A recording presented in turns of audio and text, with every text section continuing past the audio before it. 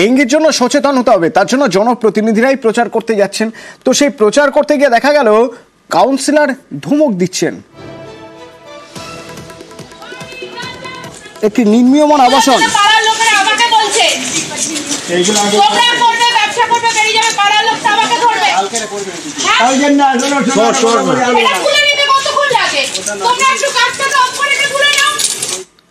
সুবীর রয়েছেন আমার সঙ্গে সরাসরি। সুবীর, ওখানে কি সমস্যা হচ্ছিল? কাউন্সিলরকে দেখলাম রেগে গিয়েছেন, তিনি ধমক দিচ্ছেন, কি হয়েছিল?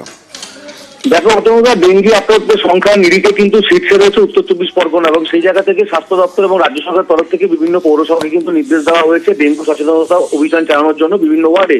সেই মতো বরানগর পৌরসভা 12 নম্বর ওয়ার্ডে কিন্তু ডেঙ্গু সচেতনতা অভিযান চালিয়েছিল স্থানীয় কাউন্সিলর সঞ্চিতা দে। এবং তিনি যখন সেখানে অভিযানে যান, তখন দেখা যায় নির্মীয়মান যে আবাসন সেখানে কিন্তু যত্রতত্র জল জমে রয়েছে এবং অপরিষ্কার পরিবেশ, অর্থাৎ ড্রেনের মধ্যে ইট সুরকি বালি ঢেলে সেখানে নিষ্কাশন ব্যবস্থা বন্ধ, সেখানে জল পাস করতে পারছেন এবং জমা জল। সেই জায়গাতে কিন্তু প্রকাশ্যে সবার সামনে কিন্তু নির্মীয়মান আবাসনের যে আধিকারিক তাদেরকে ধমক দিলেন প্রকাশ্যে কাউন্সিলর সঞ্চিতা দে, এবং তিনি পরিষ্কারভাবে বলছেন যে আপনারা ব্যবসা করছেন, ব্যবসা করে চলে যাবেন, কিন্তু ভুক্তভোগী হয় কিন্তু সাধারণ মানুষ। এবং সেই জায়গা থেকে কিন্তু পরিষ্কার হুঁশিয়ারি দিয়েছেন আগামী দিনে যদি এই ধরনের কাজ তারা করেন তাহলে কিন্তু পৌরসভাগতভাবে তাদের বিরুদ্ধে আইনানুগ ব্যবস্থা নেওয়া হবে।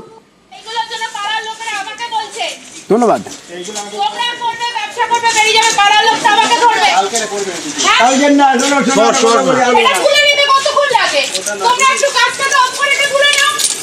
এইগুলোর জন্য পাড়ার লোকেরা আমাকে বলছে